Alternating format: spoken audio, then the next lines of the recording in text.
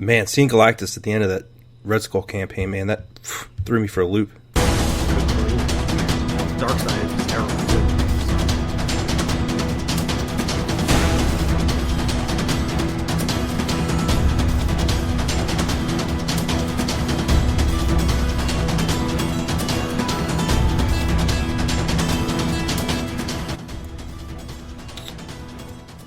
What's up, everybody, and welcome to The Side Scheme, a podcast about everybody's favorite superhero card game with no drama, Marvel Champions. I'm your host, BananaCrapshoot. With me, as always, is my perfectly balanced co-host, Tommy of Titan. Tommy, how are you? I am well. I am waiting with anticipation for Americano's pick in our Draft League Season 5. Right now, I'm literally staring at the Discord waiting for the pick. Well, he's a protection player, and they are kind of slow to get the damage in. So we have a special guest tonight.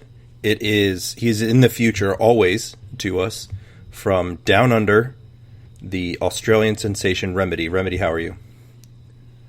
Very good. It's currently midday to your evening, so welcome from the future. It's kind of cool. You're like Kang the Conqueror of Marvel Champions. I was saying before, I'm like the Tenet protagonist to you guys. Did you see Tenet yet? Of course he did. He's in the future. I haven't seen it yet. Was it good? Very good? Okay? Part of me wants a Tenet card game, but then I think it'd be too complicated. And it's what the film is. It's too complicated. But that's okay. It was fun. I'll probably love it. I like overcomplicated things. How long was it? 2 hours, 28 minutes. That's kind of short for a Nolan flick, isn't it? Yeah, but your brain makes it feel... It feels longer, but in a good way, I guess. Like, it lasts, which is a sign of a good movie, I think. What are your hopes for the Matt Reeves Batman film? That they go back to filming soon. I really am excited to see the Riddler come back. I know this is a Marvel Champions podcast, but like if we get to DC, I am a huge fan of DC, so I can't wait to see the Riddler, and Colin Farrell I think is the Penguin, so like I think that's going to be pretty awesome. wild. I didn't know that. That'll be cool. Can confirm he is the Penguin, and Zoe Kravitz is Catwoman. So yeah, that's DC movie talk with the Side Scheme for Marvel Champions. It's an exciting time for Marvel Champions, I think. You know, we got our first campaign expansion. How are you guys finding the campaign expansion so far, and how it's been received by the community? Tommy, any thoughts? I only played the first three. I had Scott over. We played Crossbones, Absorbing Man, and then Taskmaster. And without giving any spoilers, we found them all enjoyable. I mean, usually the first run through on any encounter I think is at least going to be enjoyable, especially when you've been playing the same 6 for however many months we've been playing them, beating them to death with all different mods and everything. So I enjoyed all of them. A lot of them felt very thematic. I liked some of the twists that they added, where like it felt like there were underlying consequences to each encounter that would carry over. So I really enjoyed that. We played on expert, so there was also the life total carrying over to the next encounter. But I really enjoyed it. If I had to rate those 3 encounters, I think I would rate Taskmaster as my favorite and maybe the most difficult of those 3. Then Crossbones, again, probably my second favorite and second most difficult. And then I felt like Absorbing Man was kind of easy. Now, we played one playthrough. We killed them relatively quickly in all games. They don't have huge life totals, but so we didn't see all of the tools that they have in their decks. So it's a very small sample size, but those were my first impressions. Remedy, what are your first impressions? Do you have any? I think I was very curious to see how they kind of took a lot of the, I guess, story or campaign elements and actually made them a core part of each scenario.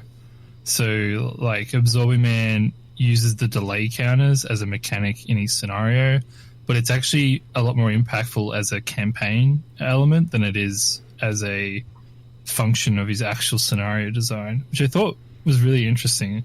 So I had thought that they were really meant to be all standalone, and they do function that way.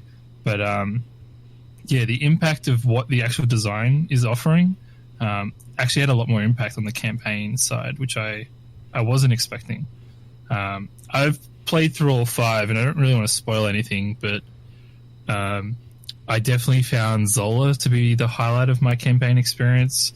However, I really thought that Crossbones and Taskmaster, their encounter sets were very much in line with what I expected from who they are as villains, and I am very excited to go back and replay those scenarios at a certain point. How about yourself, Banana? Did you have any first impressions?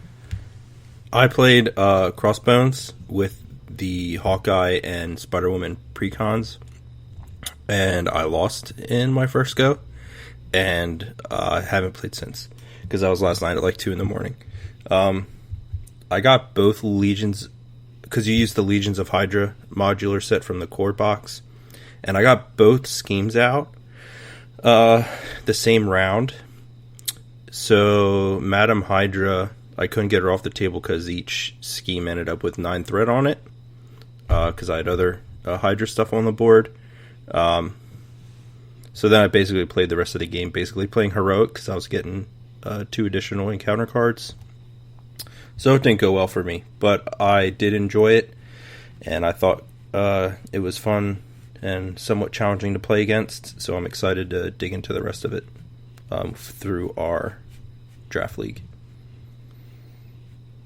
Was that were you playing with the precons? Like, what was your experience with the hero decks that you were playing? I was playing with the precons, and I'm playing Hawkeye, right? And the whole time I'm thinking, why are there no make the calls in here? And it's like, oh, that's right, it's a precon, and they need to put new cards in. Because, like, you know, it's like I was using, like, round 1, I was trying to set up Hawkeye with, like, the quiver and everything, so I was trying to get arrows in there, and I used, you know, an ally, and I was like, oh, I'll just make the call later, and not thinking to myself that that's not in the precon. So it's all my own fault, you know. But Spider-Woman, her ability is cool. I almost wanted to... I think I'm going to use a D6 so I can track what her buff's at, because I got her up to like a 4/4 like twice, and I was like, wait, is that... And I had combat training, so I was like, I was getting a little confused on where the numbers were. So I think I'm going to use a D6 to track her stat buffs. But both heroes were fun to play. But I just think I need to custom build, because I really wanted to make the call with Hawkeye. Yeah, I mean, make the call is a big hole in a leadership deck, especially in this campaign. But the Spider-Woman is like the hero that screams, like, build me something extremely specialized, if any hero is. So, yeah. We actually played with Spider-Woman and Hawkeye as well, but we built custom decks for me and Scott's 3 games. What do you guys think of each of them? I think they're both, like, top-tier heroes. I mean, we played... Hawkeye was leadership. Scott played Hawkeye. I played Spider-Woman, leadership, aggression. So we had 2 leadership on the table. So it's not like we were playing, like, you know, the stuff that we thought was going to be really good. My deck was, like, all combos. Like, I was using teamwork, just trying to draw more aspect cards with Spider-Woman, all very cheap, efficient cards. Very little building. It was more like play a lot of 2-cost allies and kind of leave them on the table to ready Spider-Woman with the new basic, I forget what the Avenger card is. Exhaust an Avenger to ready an Avenger you control. Earth's Mightiest Heroes. That's it. So I was playing, you know, the 2-cost Hulk, 2-cost Hawkeye, Kate Bishop, I forget what the 2-cost Spider-Woman. There was just a bunch of 2-cost allies that I was trying to put on the table. Use teamwork to draw a bunch of cards, save one of them to ready Spider-Woman, maybe get another ready off of Spider-Woman with her aerial card, and then activate Spider-Woman at like 4/4 or 5/5 3 times in a turn. That was basically my whole game plan going in to the deck, and let Hawkeye just be the utility with his allies and his arrows. And everything was working really good. The Taskmaster game got a little sketchy. I don't think we respected his ability to damage the heroes when they change to hero form. But it's definitely fun. Nice. What about you, Remedy? What are your thoughts and experiences with the 2 new heroes we have in the box? Yeah, Tommy. Yeah, it's really interesting to hear Tommy's thoughts because you can deck build so many different ways once you start customizing with both heroes. I think it's just a testament to the quality of the box that you get such good heroes, as well as the 5 scenarios, because both play very differently, but they both are able to hold their own quite well, and they're both really fun to play. So like Spider-Woman's really fun because you can go for like a combo deck or a reset deck like Tommy did, and then Hawkeye just is extremely fun with the whole quiver to search for an arrow, and then you can use the arrows, and they're really efficient and very powerful into the scenarios provided in the box. And I quite enjoyed the leadership cards that came with Hawkeye. So like Goliath is a great closer, like he's a really fun ally, and War Machine is quite useful, I think, for Avenger decks moving forward. So there's just a lot of good cards to include, and I don't think I could expect more from 2 heroes in a campaign box. Like, nothing immediately felt grating or problematic, or like nothing as a new player, if I bought this box, like stopped me from having a good time, if that makes sense. And like, I think sometimes the hero packs can occasionally have that experience, particularly just out of the box. But these 2 heroes definitely provide a very smooth experience, which I think is a huge testament to the quality of the design that went into the box. All right, so here's the thing. First of all, we're bad hosts, because our guest Remedy here is also a content creator, and we need to give you a chance to plug your stuff and tell us a little bit about you. So why don't we take a second for you to do that now? So Remedy, who are you? Where can people find you? What is your stuff? See, we've been chatting with Remedy for like, I've been chatting with Remedy for like 2 hours, right? 2 hours, 40 minutes on and off while we were drafting. So we just kind of casually rolled into this podcast thing. Yeah, so I'm an 8-year-old from Melbourne, Australia. No, look, I'd rather talk about cards than talk about myself. But so I'm a guy from Melbourne, Australia, and in April this year, I decided to have a crack at creating content, whatever that means. For us, that means we've got a little bit of a podcast with a few people that listen here and there, and I think our identities kind of become that we interview and talk with other community members about the game, and we try to focus in on particularly the design of the game, as well as a deck list every week if possible, because we think that deck building and talking about ways to approach a deck are really fun discussions to have, and often people seem to enjoy listening to them. So the podcast is called Alter Egos. I probably didn't say that, but you can listen to us on any podcast app, and we have a Podbean webpage and a Facebook group. So there's all these places you can find us, but mainly you can find me on the Discord as Remedy, and I'm happy to get in touch that way. But yeah, so we've been doing that since April. I had a giant break, but we're back with content. And yeah, now I'm here with you guys on the side scheme. I've known you guys for quite a few years, so it's cool to talk about Marvel cards with fellow content creators. Yeah, for sure. We're happy to have you here. And I also have to say, you did an interview with Michael Boggs a couple weeks ago that is very good. So anybody listening, both of you, if you haven't listened to that interview, go to Alter Egos, find that interview with Michael Boggs. It's really good. I think, if people want to listen, hear about how a hero kind of is designed, or like the approaches to how do you actually make a co-op card game, that definitely was a highlight for me to learn about from Michael. And so, yeah, I think that was a great thing for the community. Like, part of my belief about content creation is that it can kind of aid in creating a healthier and better community. And one of those ways is, I think, is when you can interview the people that are behind the game. You know, like they put a lot of effort and energy into making even like this Rise of Red Skull box. And so often it's really interesting to hear about how they approach these games and, you know, why is the game so fun? You know, what's actually driving that? So yeah, it was great, and thanks to the plug. But yeah, it's just great to be here and talking about Rise of Red Skull. All right, so now we'll jump back into Red Skull a little bit. Let's say I'm a newer player, first card game. I have the core box. I have one other hero. We'll say Captain America.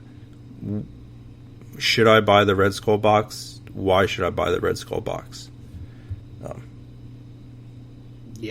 Yeah, buy the Red Skull. The Red Skull box should be your next purchase because the value that you get from it is insane with the 5 encounters and the 2 other heroes. For me personally, I want more encounters. The more encounters there are in this game, the more I want to play it. I think heroes are amazing, and it's great that they're putting out so many heroes because it gives people the ability to play a hero they identify with or that they've followed or fell in love with for whatever reason or whatever the reason may be. Like you want to have a hero that you want to enjoy playing. But as a gamer, I want to diversify my experience as much as possible. And you can only do that so much with the heroes. The encounters, I feel like, are a lot more abstract with the rules that and the I don't know what the word I'm looking for, like their stick, their hook, or I think is what Caleb called it. The hook in the encounters, you can go real crazy, like with a Kang, where you're going in the time travel, you're split up. That kind of stuff interests me a lot more than, you know, Thor gets a hammer, Hawkeye gets a bow, Cap gets a shield kind of thing. Like I like all of those heroes, and I like how those heroes feel like those heroes. But the more encounters you have access to, the more there is the more this game offers somebody for replayability, at least. All right, that was very good answer. Remedy, I'm a new player. Tell me why I should buy the Rise of Red Skull campaign box. I was trying to find the US price to try and explain it using US it's $40. dollars. It's $40 US. Yeah, how much is the core set? Is it like 60 US? I think 60? it was. I think it was 60 US. Yeah, so if you're a new player to card games, or like, you know, you're someone that likes board games, I think the core set is quite substantial value already for the price point that it is. And if it's in the US and it's 60, like, that's great. But I think the most efficient way to add on to that experience every 6 months is that you spend the 40 US on like these campaign boxes that they've started to produce, because not only do you get a story out of it, like there's a comic book, and you know, there's things that you can not only play yourself as maybe, you know, you're a young parent, or, you know, you're in your early 30s or 40s, you know, it doesn't really matter what age, but the point is that you can engage this with younger kids and really enjoy Marvel in a way that wasn't possible before this game came out. And for $40 over 6 months, like, you're getting way more value, I think, from this than, say, like a movie or an alternative experience where you can engage with Marvel. So I think the way the scenarios are designed is very much keeping in mind that a new player is going to want to experience this box. And so if you are a new player, I think it's a great launching point from the core set, where you might just want a few extra cards to diversify your builds, or you may just want some more scenarios, like Tommy said. And this is the easiest way to boost that without feeling like the game's getting too challenging. Nice. I like the fact that you took the financial approach too, because as far as like bang for your dollar, if you think about a hero kit or a hero pack being what is it, $15, $12? I can't remember. I think it's 15 MSRP. Yeah, it just comes out of my bank account and then they ship it to me. Yeah. So I mean, you get 2 heroes, that's $30 right there. So 5 encounters is worth a lot more than $10. Yeah, the scenarios are 20 roughly. I think like 1999 was what Wrecking Crew and Green Goblin were. Yeah, now Green Goblin came with 2, and Wrecking Crew's a little different animal, but still, I mean, just from a dollars and cents standpoint, that's a lot of value. Yeah, I don't know how many LCGs you guys have played, but like the biggest thing for LCGs, from my experience, is that the monthly release program is actually very prohibitive to a large swath of players, because eventually people recognize that it is a significant financial sink to experience the game that way. But these campaign boxes provide a really holistic experience every 6 months, and they deliver on quite a substantial amount of content. So it's a really big shift, I think, in what they're providing, because prior to this, they never did this sort of product. Often these deluxes were very much like perfunctory, but you really needed to have a larger card pool to go with it. This functions very much as a standalone experience that, combined with a core set, it will last you the 6 months like easily. And if you want to add heroes, you can. Like, I just love how it's all like a tiered system now, and it means that the entry points for players are much wider, and it means hopefully that we have a larger community because more people can engage with the game in a realistic fashion. Right. I mean, that's a good point too, because I mean the hero packs, $15 every month, can get prohibitive, like you said, for people. But some people don't buy every hero. You know, some people just buy Captain America or Doctor Strange or whoever their favorite hero is. So, having this box as another point is super value, and I definitely recommend it also for people to buy. I said a lot without saying anything there, so what makes it accessible for you, Banana? Like, is there anything particular that you think this does well that other products that you've played from other card games may not have successfully achieved? I think it's just the value. You know, like, so I know they said about just the core set itself is the first time that they've done a core set that's fully playable for 4 people out of the box. You'd have to buy like 2 or 3 to have enough for multiple people. So right there, that was kind of like a risk for them. They didn't know if they'd be able to make that work, and obviously it worked for them. So I think they saw that they can do this. They can do this standalone stuff without having the supplemental product needed. So I think that's a huge plus for FFG and how they are designing this campaign box, and hopefully the ones in the future. I just think they do a really good job of making things accessible for all players, and the system they use makes it as difficult or as easy as you want it to be. So with the modular sets and everything, so I just think they've so far like hit every ball that's been thrown to them, you know, in my opinion. Yeah, and even like when you open the box, you can just open up the Hawkeye pack and the deck's ready to go. Like it's so streamlined compared to what it used to be. So yeah, they've really hit it out of the park that way. Yeah, for sure. Now this is the first campaign that we've gotten from Marvel Champions. What are your guys' thoughts on like the campaign itself? Did they do a good job of telling a cohesive story throughout the scenarios? Does it seem like it was like a pieced together afterthought? What are you guys' thoughts on that? I'll let Remedy start this time. I don't want to keep jumping in. It's like I said earlier, I was actually surprised a little bit as to how some of the scenario design feels a bit like it's a bit too baked into the campaign. So an example would be that the experimental weapons, they feel like a modular set, they act like a modular set, but they're not a modular set. It's kind of weird.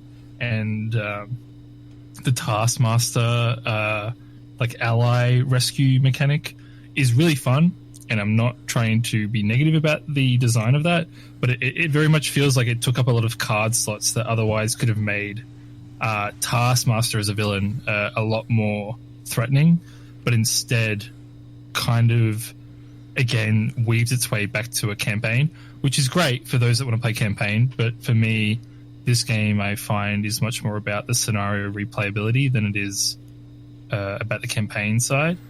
That being said, for the intended audience that it's targeted at, I think you can't really expect more, I think, than what was provided here. They gave comic book art on numerous pages to tell a story. Some of the art is actually pretty good, and some of the lines that they use are actually pretty good, I thought.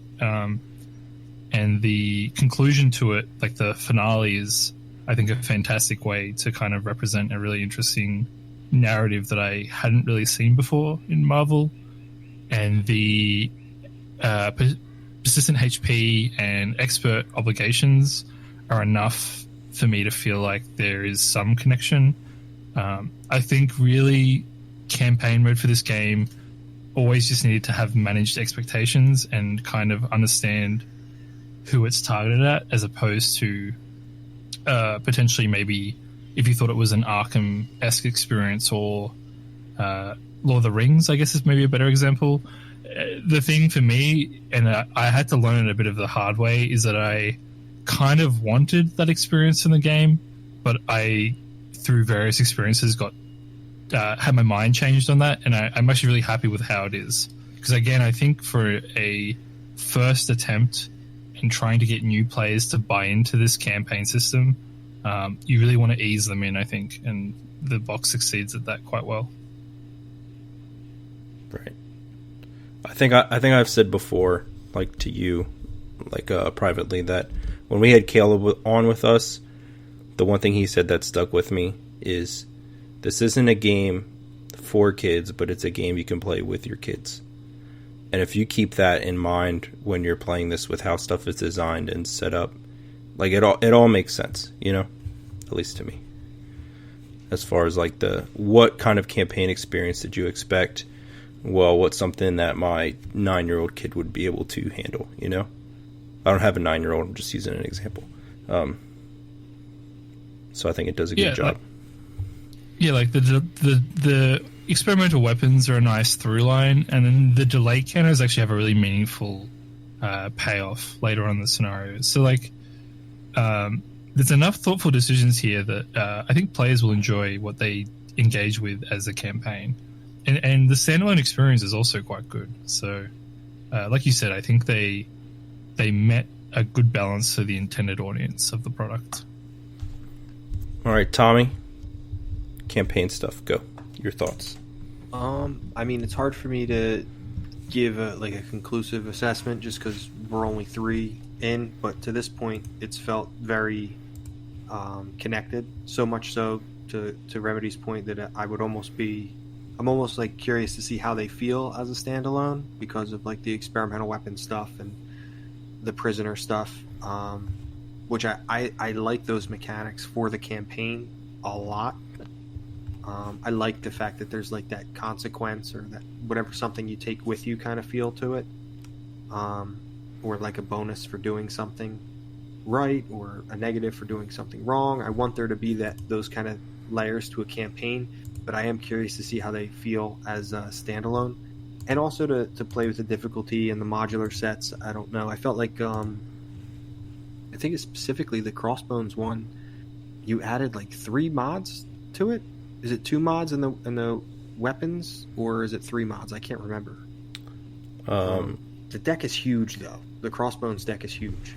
It's 40 cards before you add obligations. I think it's really big. Feels big it feels like mutagen plus some. But I mean, I really liked everything I've seen so far. The story is great to this point where I'm at. They've taken some big swings. It's not like they went like dink and dunk Hydra stuff. Like it's a big, like, grandiose experience and plan that you're is being laid out for you. At least Hydra's plan, and then you're doing your best to thwart it, and it feels great. So I couldn't be happier with the story and the way they've captured that in those 3 encounters to this point. And to hear that from Remedy's perspective, that Zola's the best, like the highlight of it. Like now, I'm sitting here texting Scott. I'm like, yo, when are we playing Game 4? Gonna bring it. Zola's insane. I'm pumped. I'm a little worried because I don't know if we're equipped to handle beefy allies or whatever he's got. It seems like there's a lot of allies in that one. Yeah, I had to trigger the like the special campaign card you get, like you get to pick one. Yeah, I had to trigger it for Zola. So I was like, "Whoa, gotta use this card now." I was trying to save it for Red Skull, but we were talking about it on me. We were talking about it, and I was like, "All right, the biggest, like the worst thing that can happen in any of these encounters is for us to pop one of these cards because they're like these upgrades that you'll earn that are one-time use, and they have the setup keyword, so they start and play, but you can only use them once for the entire campaign." And we were talking, I was like, the worst thing that can happen is we can pop one of these or both even and still lose because then you don't get them back. Like that's we can't do that. If we're popping one, we gotta win. So that's hopefully we don't have to. I don't think we took the one that helps with the minions. I'm trying not to like give specifics here. I don't think we took that. Yeah, I mean, it's interesting you like what you're saying about, because to me it's like they included 4 cards, and like the amount of tension and decision making that came from just that in terms of the campaign sounds like a really great success story to me. Yeah, like you're having like these thoughtful decisions of like, don't you use it? And like I had the same thing. I didn't want to use it, and then I got caught in a position where I just absolutely had to use it to get out of trouble. So, and like sometimes there's just so much value. It's off to them.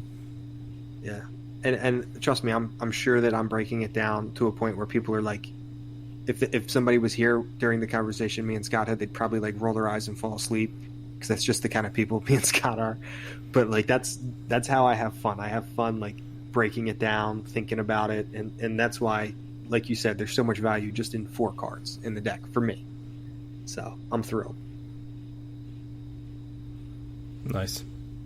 I'm really excited to do like play through the campaign now after talking to you guys more. Like my box only came yesterday, so I only played that one last night, so I'm like super pumped to tear into it once my division finishes their campaign draft. Hey, Americana picked. He took protection. I know, and I'm pretty sure the next guy went to bed. Yeah, so Will's asleep, definitely. So we'll be waiting till tomorrow to finish. Yeah, Spider-Man or aggression? What's it going to be, Will?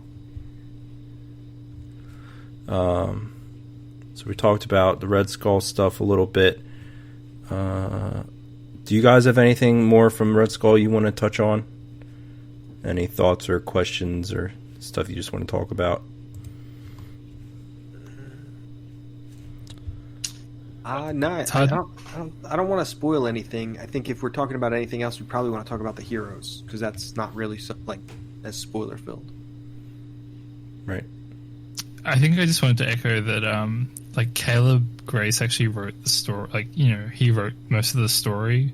So like the fact that Tommy and myself, like I really enjoyed the story presented. So it's awesome to see like I guess like what you'd consider like a card game designer primarily. Can also produce like a quite engaging Marvel story. Like I think that's a really cool opportunity for someone to be able to do that. Yeah. 'Cause not everyone could pull that off, I don't think. Yeah, that would be like arguably the biggest success of the whole thing. If like I haven't read it to its conclusion, but if it's as good as you're enjoying it and as good as I hope it's going to be, that's a huge success. I mean, he is a big Marvel fan. We know that from all the interviews and podcasts and whatnot. So I think it was in good hands from the beginning. Yeah, I agree. I mean, I think the game's in good hands in general. So I look forward to everything coming in the future for this game. I'm sure you guys are the same way. We got a patron question kind of thing here that I wanted to talk about because I think it'll be fun. Conspiracy wants us to talk about which aspect is best for each hero. For all 13? Yes. So we're gonna do it. All right. We'll start with the core set. we'll just do real quick. We won't spend a whole lot of time on it, but he got it in, so I want to do it for him. So we'll go Remedy, Tommy, me. We'll just go that way for each one. So we'll start with Captain Marvel. Remedy, best aspect for Captain Marvel. That's a tough one since the Rise of Red Skull cards. I'd probably say my favorite with her was Justice, so I'm still going to stick with Justice. Not Justice, Leadership. Leadership. Lock it in it. Almost got him on the first one. Yeah, leadership. But how many heroes are going to have leadership as their best aspect? I don't know. We're going to keep a tally.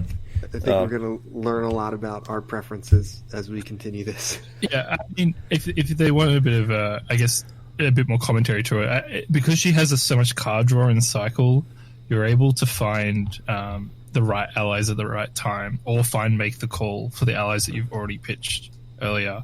Combined with her resource ramp is why leadership is quite a good fit. So hopefully that gives a bit of context as to why leadership is the best. Yep, I agree with that. Leadership, unanimous. All right, Spider-Man, Remedy, best aspect. I think just for enjoyment factor, it has to be protection. I really enjoy what his defensive mechanics provide, and yeah, it's great fun. So protection for me. Tommy?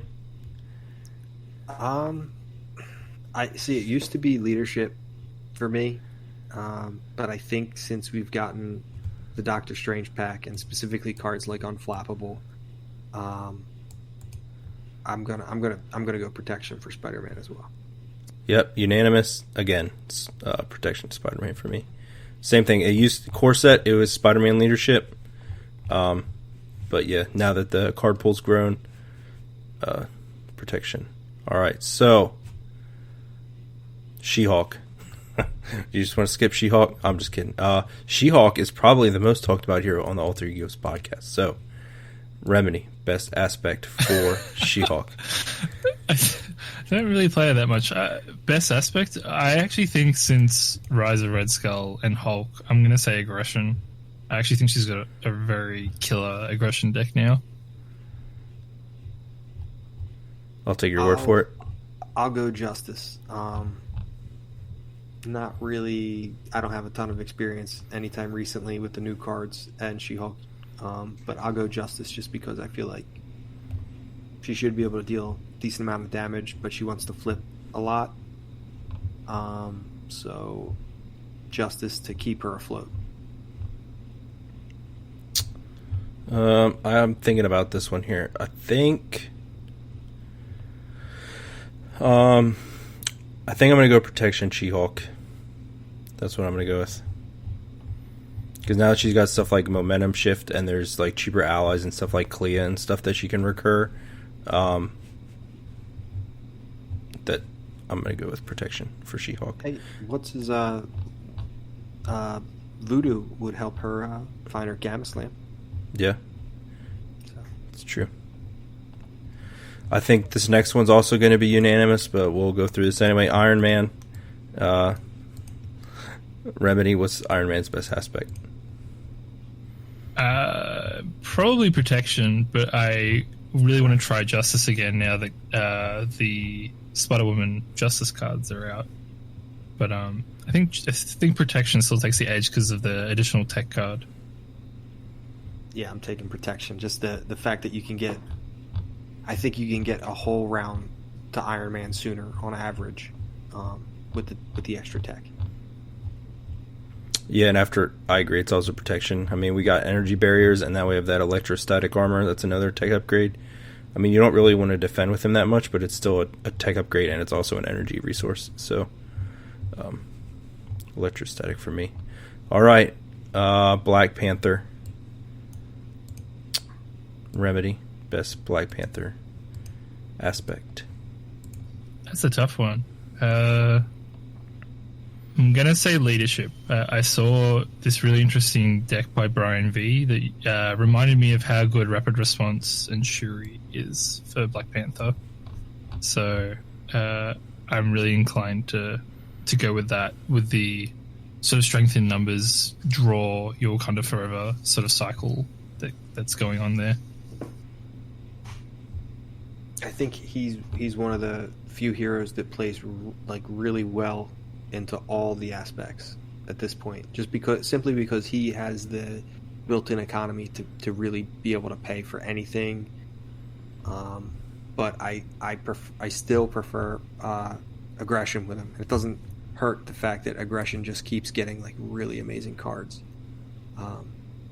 Yeah, I'm gonna go aggression, and not that, I mean, even toe to toe, it's like, oh, you attack and then you take 6 because they take 5 and they retaliate. So I'm still Black Panther aggression. Yeah, I also think it's Black Panther aggression. He's perfect for a main swing deck, like you said, with the toe to toe. Not only does he deal the 6, but then he can heal it back right away, 2 of that. Mm-hmm. And the 3 vibranium, right? So he can pay for drop kick easy because he can make them physical resources. So you can build aggression with him a couple different ways, wherever you want to lean, but it's always solid. So I also go aggression. That's it for the core set. First hero after the core set was Captain America, so we'll go with Captain America best aspect. Start with Remedy again. I don't remember what aspect your cheese factory list is. I'm gonna go aggression though. I think he's one of the hardest hitting heroes that is currently in the game, and he has the strength, superhuman serums that really allow you to consistently trigger things like dropkick and relentless assault. So I really like how fast and punchy he is in aggression. He's awesome in aggression. I agree with that. I'm going to go protection, though, just because of the cheese factory list that Banana has. He can... I know we're not just talking exclusively solo play here, but he can stun lock like nobody's business with protection. So I think he's the best solo hero in the game, period, with stun lock. I don't think it's enjoyable, but the fact that he gets the 3 defense with his shield, you can get him up to 4 defense easily. You can give him 2 retaliate effectively if you give him that new tech card. He's a bad dude when he is defending. So I'm going to go protection. I also have to go protection because of the cheese factory list that I published on the DP. Aggression was my favorite with him for a long time. He's still one of my favorite, 2 or 3 heroes to play. But I'm going to say protection for the cheese factory. The cheese factory. Stun lock, shield toss, shield block. He's probably one of the best unflappable heroes too when you build a protection deck with him. Mm-hmm. Like him or Spider-Man are probably like the best unflappable heroes. I think so. Until Ant-Man comes out, then that kind of changes. Alright, so that is Captain America. Miss Marvel. I think maybe we'll have 3 different ones this time. We'll see. Remedy best Miss Marvel aspect. I think aggression is still my favorite with her. Things like being able to melee 2 enemies for 5 each is still incredible value. And with dropkick and press the advantage, there's just a lot of enjoyment in what her damage ceiling can reach. And there's now a few more additional cheap allies. So some of the weaknesses that were present previously, which weren't really weaknesses, but they're kind of like suboptimal choices, are now refined because you got allies like Brawn and Spider-Girl kind of shoring up some of that gap that was there previously. I'm going to go aggression as well, I think. Although I kind of like Justice now a little bit more, just again because she's a hero that likes to flip. So I think that the van and the ability to know you're going to draw into something that's going to thwart almost every single turn is pretty good for her. But I'm going to go aggression. in the sense that hopefully she can manage the threat with her signature cards. And I'm going to go with Justice. She's my favorite hero to play with Justice. Justice is my least favorite aspect overall, but whenever I play Miss Marvel, it is 90% of the time a Justice deck. So I'm going to go with Justice. That's my draft deck, so you can teach me the secrets. Just throw in good cards that are events. So I like Stealth Strike with her a lot, so I think that's a good one. Next up is Thor. So Remedy, what is the best aspect for the best hero? What do you think? I think it actually depends if you're playing solo or multiplayer, but I think he actually has a viable list in every aspect. Maybe leadership is a little bit clunky, but the other three are really fantastic, I think. So since Hulk Pack, I still enjoy him in aggression probably the most. It just feels very thematic to me. I really enjoy mean swinging with Thor. It's probably one of my favorite combos. So I'm going to say aggression. I'm going to copy Remedy again and say aggression. For similar reasons, I like the mean swing. I really like all heroes with him. And I really, really like counterattack and toe-to-toe as a combo with a hero like Thor that can have an insane health pool with his helmet. And if you really want to go overkill, you can play Endurance. 3 for 3 aggression. Best aspect for the best hero. Black Widow. What do we got for Black Widow? Best aspect. Oh, these are actually a bit trickier. I think leadership, like rapid response leadership, is really powerful, but I think protection actually gets the edge with her. She's one of the most offensive heroes in the game. Her signature set is built around being quite defensive and reactionary, and it was a really enjoyable experience to play protection with the suit. And since Doctor Strange pack and with Unflappable, I've really enjoyed what protection's brought to her build. I'm gonna go leadership. I like protection with her too, like Remedy said. I'm gonna go leadership because when I played her, I like to play a lot of cheap allies, and I like to block with them a lot because of her 9 health. Not that maybe you play more of the expensive allies, you don't block with them as often because you're getting lower return from them. That's how I've played her, and obviously the leadership prep is incredible. Playing cards like Squirrel Girl, that's just gonna get played, thwart or attack, block, die, automatically come back, deal 1 to everything all over again. It just feels really nice. Or even Maria Hill, where everybody draws. So I'll go leadership. I will go protection with Black Widow. I think the way she's designed is, like Remedy said, like a reactionary hero. It's like with her, it's almost like you're playing most of the game in the villain phase as the hero, which I quite like. And her synth suit and other stuff, she can get real tanky. So I'm going to go with Black Widow. Next up is the good Doctor Strange. So we're almost done here. A couple more heroes.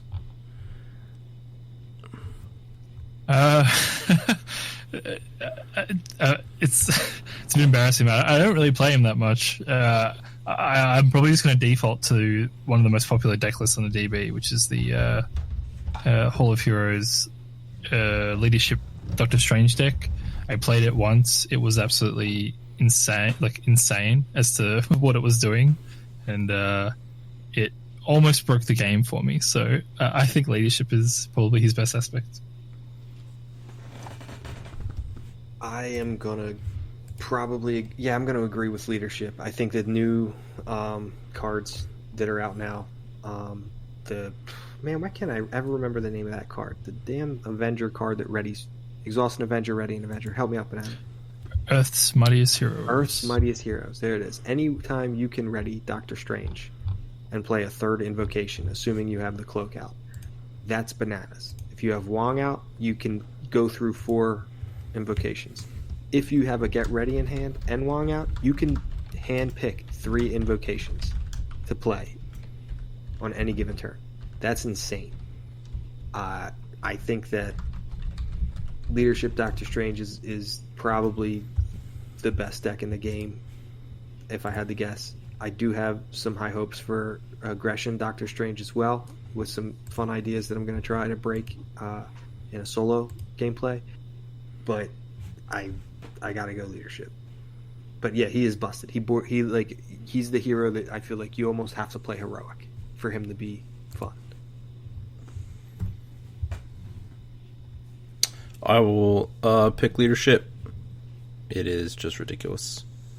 The amount of card draw he can get and the combos he can set up and the board state he can get. It is definitely Leadership for me. The Hawk. Remedy, what you got? Best aspect. Is this for Hulk?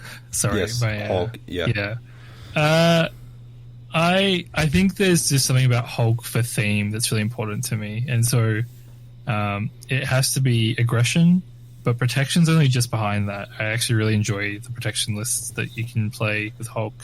But aggression is where his home is at, and that's where I get the most enjoyment from him. And it's probably more driven by theme than it is by what a min-maxer would optimize for efficiency. I'll go aggression as well. I want to say protection because of my heart, but I'll say aggression. I think he's a role player. I think he's the guy that just does as much damage as possible every single turn, and the rest of the team kind of manages everything else. He kills minions and he smashes the boss. Everything else is up to the rest of the team.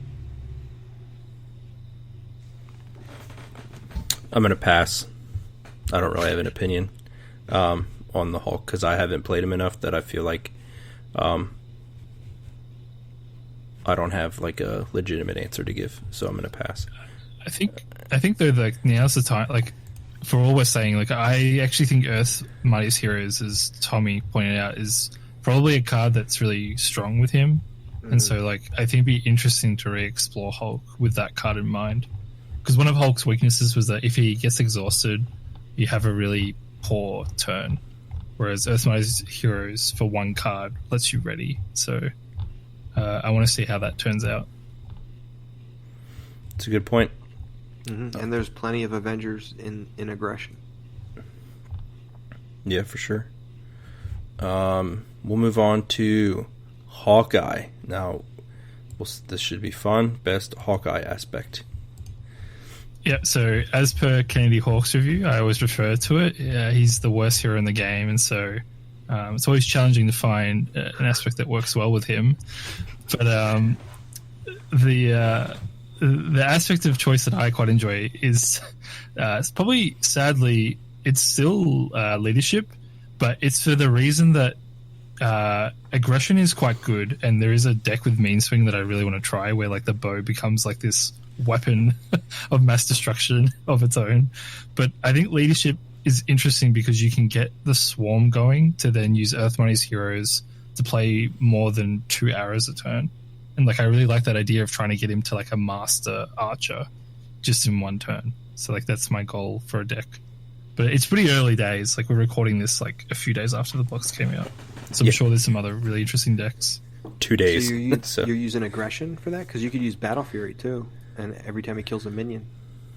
Yeah, it's just his health pool is pretty weak. Like, that's a lot of... It's like more than 10% of his health per Battle Fury trigger. But aggression's fun because you can mean swing the Yarnborn and the bow. And, like, you can, like, punch someone for 9. So I think that's kind of fun. I'll go leadership for Hawkeye. I think I don't have any games with him, like playing as him, but I've played 3 games as a teammate of his, and I think he felt pretty at home with leadership. I only played him the 1 game last night in the 2-handed game, but I mean, everything with leadership felt good, so I will also say leadership. So next up is Spider-Woman. So because of her deck building, we won't use one aspect. We will do best aspect combination of the two aspects. So Remedy, what you got for Spider-Woman? Yeah, this is probably a lukewarm take. I'll take the safety road and just say leadership protection. I saw a deck list. Shout out to, I want to get the name right. Give me a this is great podcast content. Shout out to is it the Jessica Draw one? Yeah, Shemendrix. Sorry if I butchered the name, but he built this deck basically that was built around the strong leadership allies that can then draw you more cards, and then use some med teams to heal Captain Marvel and just keep your draw engine going while you buff up your Spider-Woman hero. And that sounded like a really fun combination of good combo cards and high synergy that I just hadn't thought of before. So I'm going to go with that combination. So that's leadership protection? Leadership protection. Okay. I'm gonna go leadership aggression, and I think it's tough to pick. Yeah, I'll go leadership aggression when I played. I'm just gonna say that conceptually the deck that I built I thought was extremely combo dependent, but I felt like it had potential. And the reason I picked those two is because I feel like they both have extremely cheap, effective aspect cards that are you're going to be able to play them every single turn with very little resource output, which would allow you on the turns that you do draw her signature set aspect cards to be able to get that additional pump so that you can get up to the 4/4 or beyond. And I also thought it was important to grab the combat training, try to get that out on the first pass through of your deck. But I do agree that drawing cards is extremely important in her deck, which is nice because there's that new aggression card. If something's stunned or confused, you draw a card when you attack them, and it's a 1 cost for 2 damage, so it's pretty sweet. And then Captain Marvel is also really sweet. Or teamwork. I'm also going to go with leadership aggression because that's the combo I have in my head that I want to try all the crazy stuff with, like an enraged inspired vision that I pump every turn with skilled strike and mean swing and Yarnborn, and all that teamwork to hit for 17. So just do She-Hulk.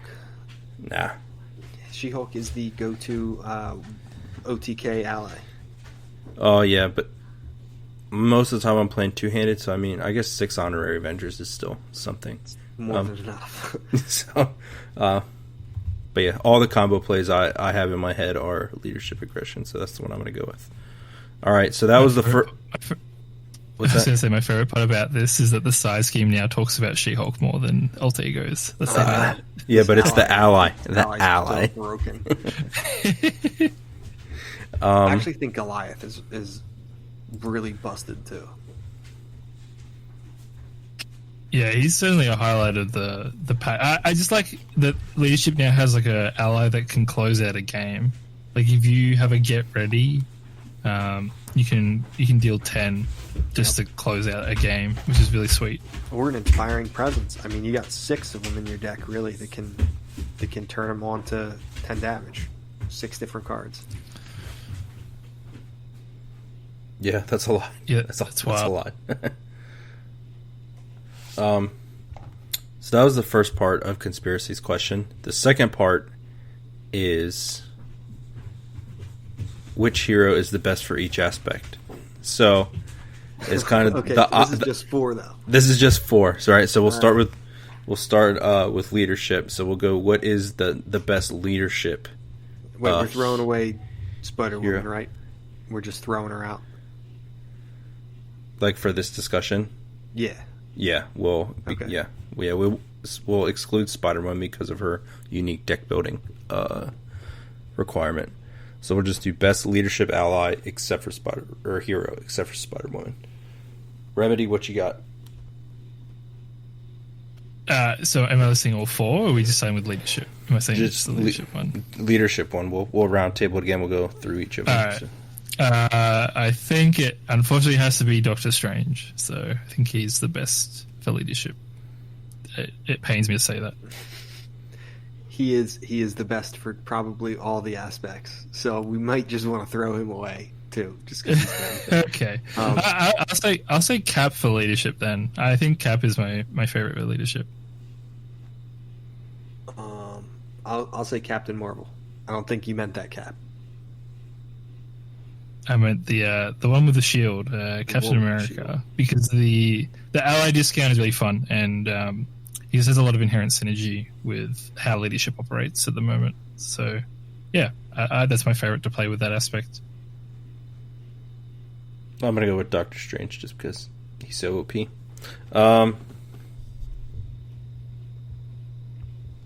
Justice. We'll do Justice next. Favorite Justice hero. I really like the spy sub theme, so I'm going to say Black Widow because I quite like the spycraft Coulson sort of package going on, and Black Widow obviously synergizes quite well with the preparations. And I thought the pre-con for her was quite fun, and Stealth Strike is also a really engaging card. So I'm going to say Black Widow. I am going to go with... I think I'm going to go Ms. Marvel. I think I like her best with Justice. Also, Ms. Marvel. Tommy's stealing my answers. Like I said earlier when we were talking about Ms. Marvel, if I play Ms. Marvel, 90% of the time it's a Justice deck. So that's what I got. All right, we will do Protection next. Best Protection hero. Remedy, what you got? Spider-Man. I absolutely love Spider-Man with Protection. I think it's the quintessential combo that I'll always come back to, just because of his spider sensibility. I always have a good time with that combination. I'm going Captain America. For all the reasons I listed in the first time through with picking his best aspect. Just so I'm not copying Tommy again, I'm going to say Black Panther. Because he has the built-in retaliate and he has the built-in heal on the Wakanda Forever that he can always get that 2 off of him when he needs to. So I'll go Black Panther. Aggression. Best aggression hero. Remedy, that one's a tough one. No, it's not. There's only one right answer. We all know what it is. I'm gonna say Miss Marvel. That's who I think the best aggression hero is. If I could give the right now, I would, but I respect your answer. I think Embiggen does a lot to like. Actually, I think some of the aggression events. My hot take is that they're actually the damage for the cost is not actually there. So Embiggen actually really kind of corrects for the where the aspect card should be. So that's why I quite like Miss Marvel, is because it feels like the events have the punch that they otherwise should have. I really like that pick, but I'm gonna go with my boy and my first aggression love, which was Black Panther. I still think that deck is insane. The things you can do once you thin that deck and you put all those permanents on the board, it's just bananas. It's very good. It's definitely very good. My answer is Thor. Thor tip number 1, don't waste time setting up. Just play Mjolnir and start swinging away. Melt the minions. You'll draw all the cards you want. Thor is a beast with aggression. So that's what I got. So there you go, Conspiracy. Hopefully that answered your question. Kennedy Hawk had a question. He wanted to know, why is Hawkeye the best hero? Mm-hmm. Was that a typo? No. He's the best hero in the trash can. Yeah, I mean, I think Steve of Critical Encounters took a picture. My glass of chocolate milk. Ooh, it's a coaster hero. Oh, it's coaster. Snap. Yeah. Shots fired. It doesn't even have a sleeve on it. It's No just sleeve. the card. Mm-hmm. I Got the- actually gave it to my 1-year-old to play with, and it came back all chewed up. So And it had a weird smell, I bet. yeah, it did. It was actually out of his diaper after he digested it. That's wonderful. We went there. So that was it for the questions. One last thing I want to kind of hit real quick. It's where are we at here? We'll start winding this thing down then. So we have a new draft league going on. We're currently drafting right now 2 divisions. So Tommy, real quick, if you just want to give a rundown of how we're running this season 5, how we're doing it. Sure. Season 5, we're doing. We're going to run right through the campaign. We're using expert campaign rules. It's 2 players or 2-handed, whichever you prefer. The draft is actually only going to be 3 rounds, even though in the past we've done 4, where each team would draft 2 heroes and 2 aspects.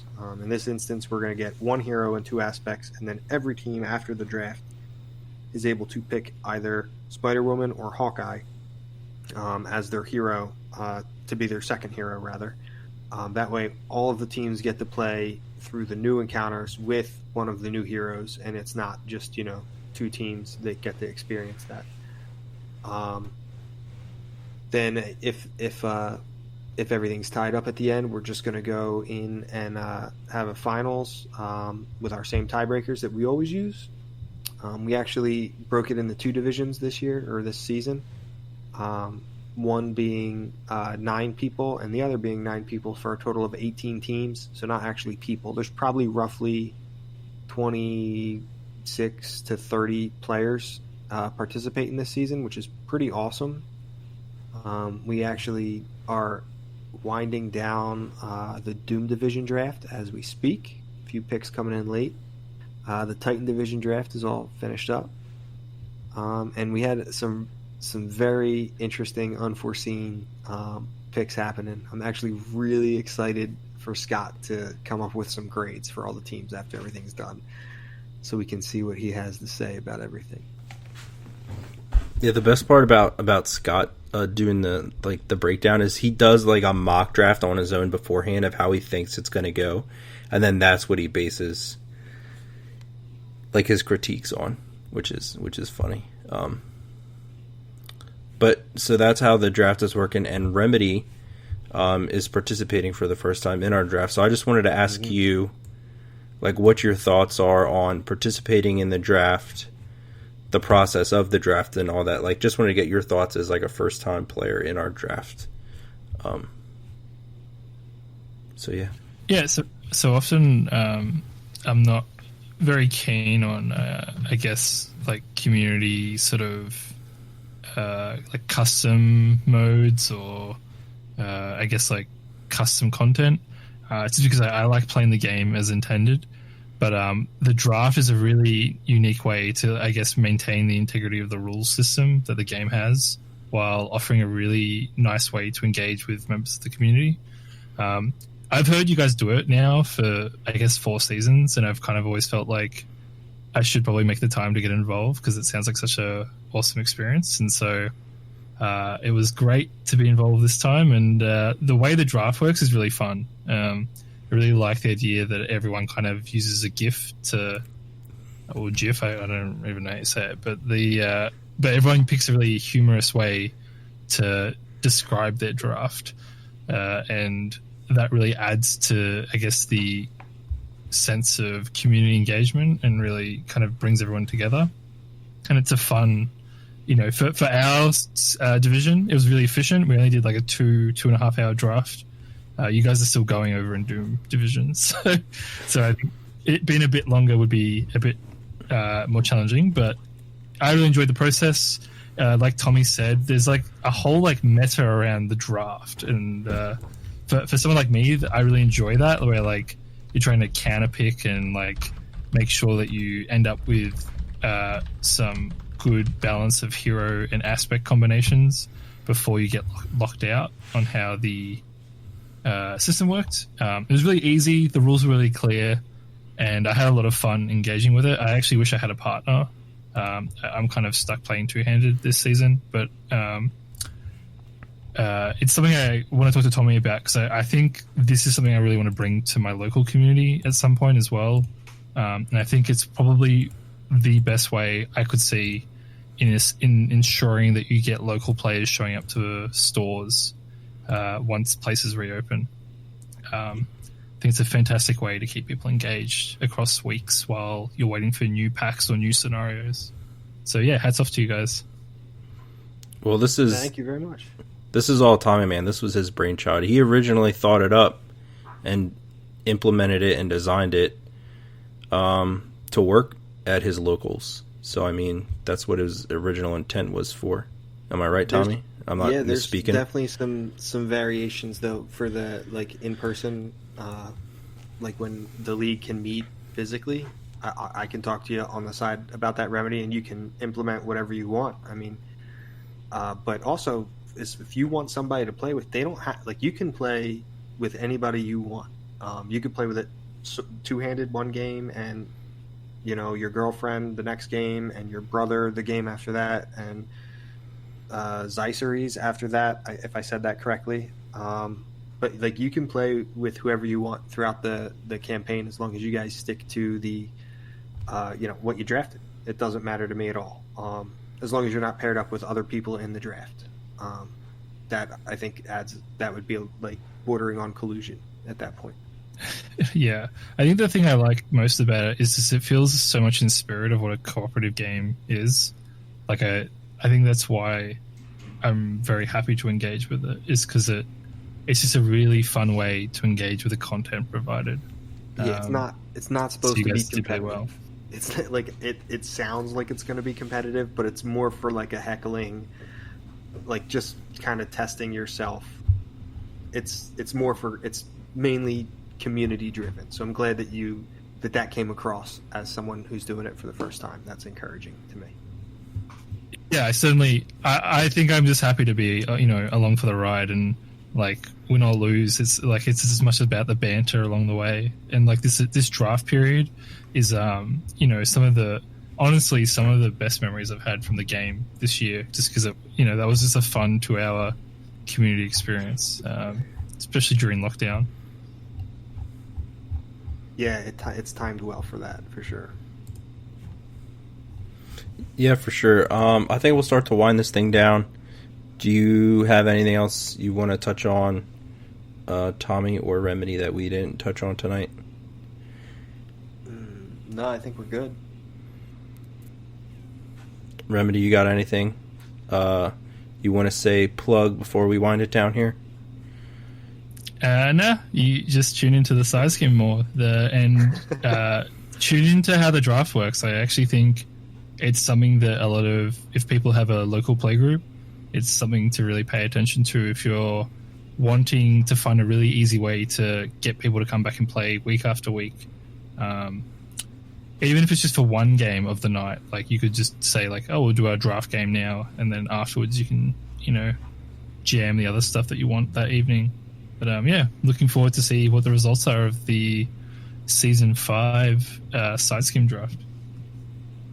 Yeah, for sure. And if anybody has any questions on a draft, if you want to set one up run locally and you're curious how we do it, you can message myself or Tommy on Discord, and we'll be happy to give you some information. I think that'll do it for this episode. So be sure to check out Remedy and Alter Egos. Do a great podcast, going good places. So for Tommy of Titan, I'm BananaCrapshoot. Stay scheming, champions. Are you ever not going to fall for that? And that's it. That's the end of it. Bye.